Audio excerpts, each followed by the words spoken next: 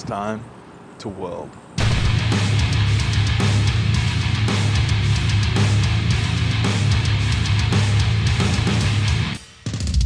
Hi, I'm Nico, here at the Blue Demon headquarters. Today we're going to be talking about Blue Demon's ER309L.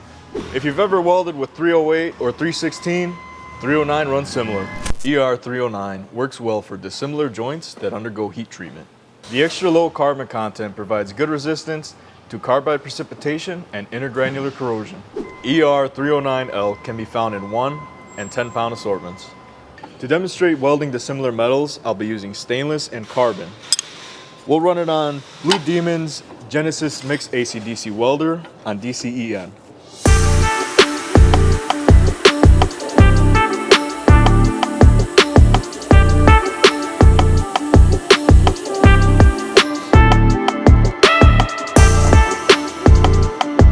Hey, thanks for watching.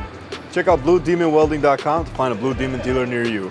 And if you have any questions, leave them in the comments below. We'll get back to you ASAP.